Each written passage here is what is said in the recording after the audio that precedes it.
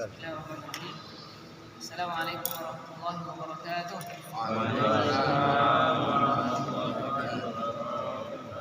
Alhamdulillahirabbil alamin wa bihi nasta'inu ala umuri dunya waddin. Sallallahu wa sallama ala nabiyyina karim Muhammadin wa ala alihi wa sahbihi ajma'in. Amma ba'd.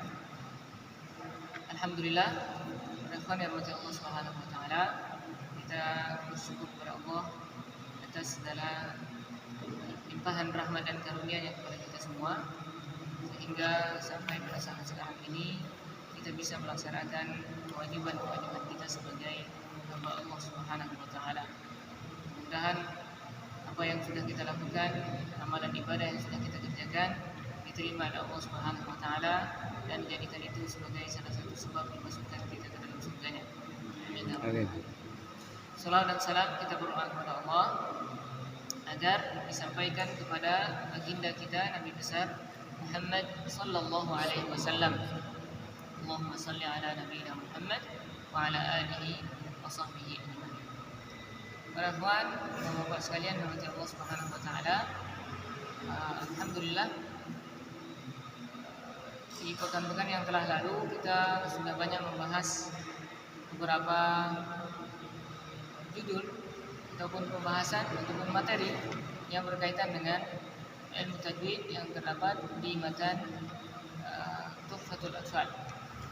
Kita sudah bahas muqaddimah, kemudian hukum nun sukun dan tanwin, hukum nun sakinah wa tanwin, kemudian hukum nun dan mim yang bertasydid, dan terakhir kita sudah membahas hukum mim sukun.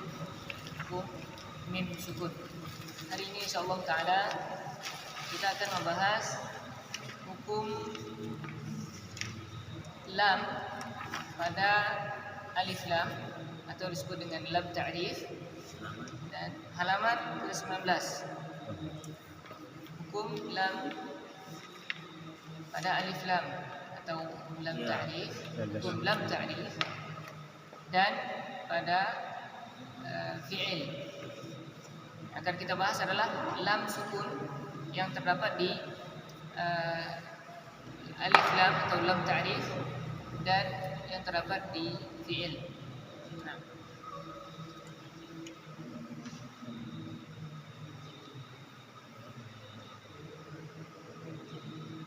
Hukum lam sukun,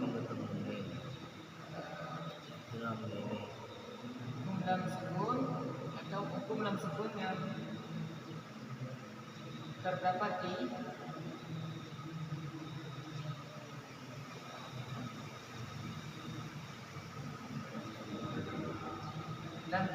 lam sukun terdapat di fi'il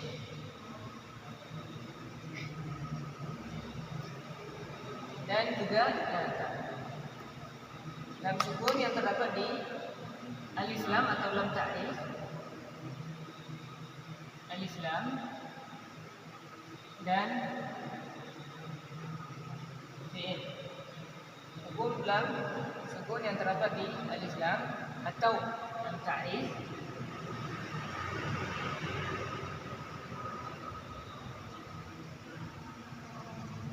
dan fi'il. Insyaallah akan kita bahas apa hukumnya, ya. Baik, sebelum kita membahas hukum lam ta'rif ataupun hukum lam sukun yang terdapat di alif lam, kita harus tahu dulu apa itu lam ta'rif. Apa itu lam ta'rif? Para ikhwan yang dirahmati Allah Subhanahu wa taala, dalam bahasa Arab, kata benda itu ada yang disebut dengan nakirah, ada yang disebut dengan ma'rifah.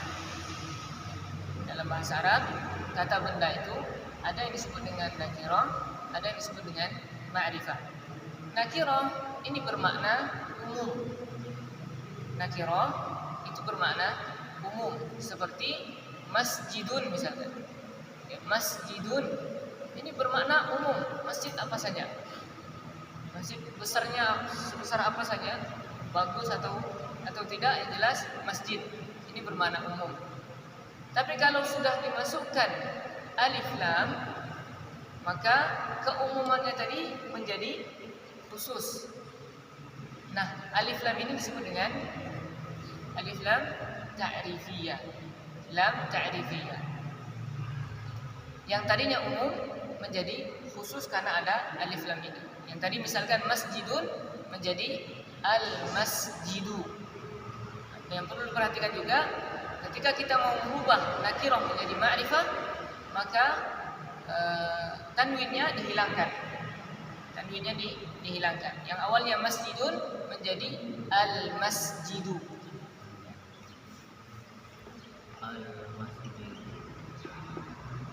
Masjidun menjadi al-masjidu. Nah, alif lam inilah disebut dengan lam ta'rif. Lam ini ya disebut dengan lam ta'rif. Lam ta'rif ini tidak akan bisa berdiri sendiri tanpa adanya hamzah wasal ini. Satu kesatuan sudah. Itu disebut dengan alif lam ta'rif. Alif lam ta'rif. Nah, sekarang kita akan membahas hukum lam di sini. Hukum lamnya itu. Apa saja hukum yang terdapat di lam ta'rif ini. Gitu ya. Ini pembukaan. Silakan dibuka di matan yang ke-24 dan sampai ke-28. Kata Al-Imam Sulaiman Al-Jamzuri rahimahullah ta'ala, lilami al halani qabla al-ahrufi ulahuma izharuha falta'rifi. Lilam lam al atau lam pada al, lam pada al atau lam ta'rif memiliki dua keadaan. Lam ta'rif itu memiliki dua keadaan. Qabla al-ahrufi, yang datang sebelum huruf-huruf hijaiyah. Ulahuma, hukum yang pertama dari ataupun keadaan yang pertama dari dua keadaan lam di al itu adalah mengizharkannya atau izhar. Fal ta'rifi, maka ketahuilah. Yang pertama, apa? Izhar ya. Hukum yang pertama adalah izhar. Qabla arba'in, ianya datang, lam itu datang sebelum qabla arba'in ma'asyratin, sebelum 14 huruf. Khudh ilmahu, maka ambillah ilmunya. Apa saja 14 huruf itu? Mini bagi hajjaka wa khaf aqimahu. Ibghi hajjaka wa khaf aqimahu. Nah, minnya enggak termasuk ya. Min enggak termasuk. Hanya ibghi hajjaka wa khaf aqimahu. Ibghi hamzah, ba, ghain, ha, jim, kaf, waw, kha, fa, ain, qaf, ya, mim dan ha. Ya. Ini huruf-huruf izhar. Ini huruf-huruf apa? Izhar.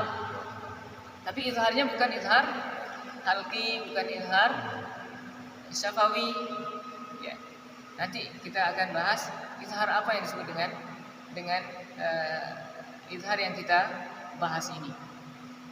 Nanti di bait yang terakhir beliau sebutkan apa saja namanya. Ya. Kemudian bait yang ketiga beliau katakan sanihima, yang kedua kata beliau. Kalau yang pertama tadi izhar, yang kedua sanihima, hukum yang kedua dari alif lam atau lam yang terdapat di alif lam ini adalah idghamuha, yaitu mengidghamkannya. Kalau pertama tadi izhar, berarti yang kedua idgham, ya, idgham. Apa saja hurufnya? Fi arba'i wa asyratin aidan wa ramzaha fa'i. Hurufnya sama, 14 huruf juga. Lam ini datang sebelum 14 huruf juga. Wa ramzaha fa'i. Rams itu rumusnya. Rumusnya akan beliau sebutkan di bait setelahnya. Fa'i, maka pahamilah kata beliau.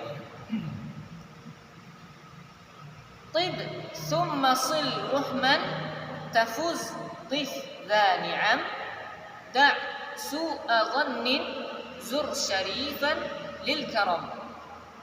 Hurufnya itu terdapat di rumus bait atau di awal kata yang terdapat di bait syair, di bait yang keempat ini. Awal kata, ya.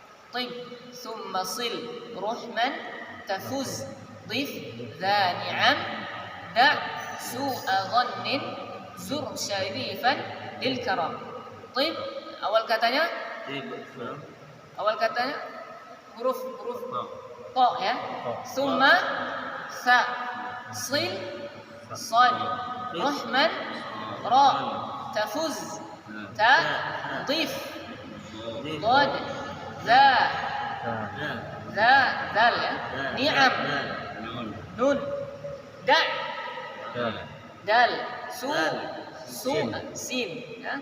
Dhannin dha zur zai syarifan shin lil karam lam, ya. Di awal huruf, di awal kata. Setiap huruf atau awal huruf di setiap kata yang terdapat di syair atau bait syair ini. Itulah huruf-huruf idgham, huruf-huruf idgham yang idgham alif lam. Tapi apa nama idghamnya? Nah, di bait terakhirnya beliau jelaskan wala malula atau wala malula sammiha qamriyah wala malukhra sammiha syamsiyah. Wala malula sammiha qamriyah wala malukhra sammiha syamsiyah. Lam yang pertama ya, yang diizhar itu ya disebut dengan lam qamariyah atau lam qamariyah, ya. Dan lam yang kedua yang diidgham tadi, yang diidghamkan, ya, disebut dengan lam syamsiyah.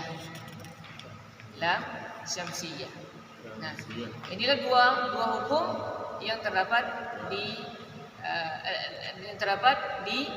lam, di alif lam atau lam ta'rif. Akan kita bahas insyaallah taala satu persatu. Baik.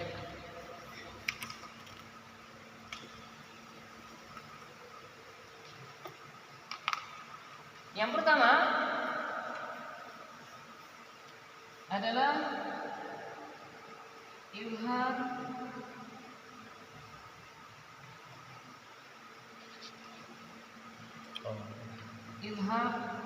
syamsi atau izhar qamari. Qamari.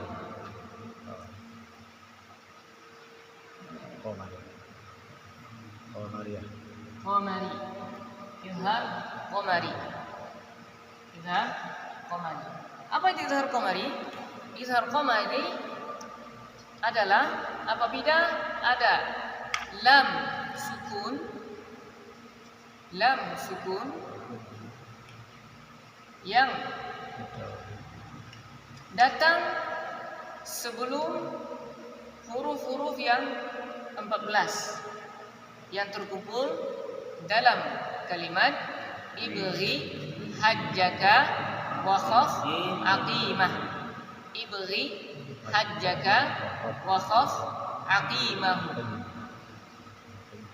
Hurufnya ibghi hajjaka wa khaf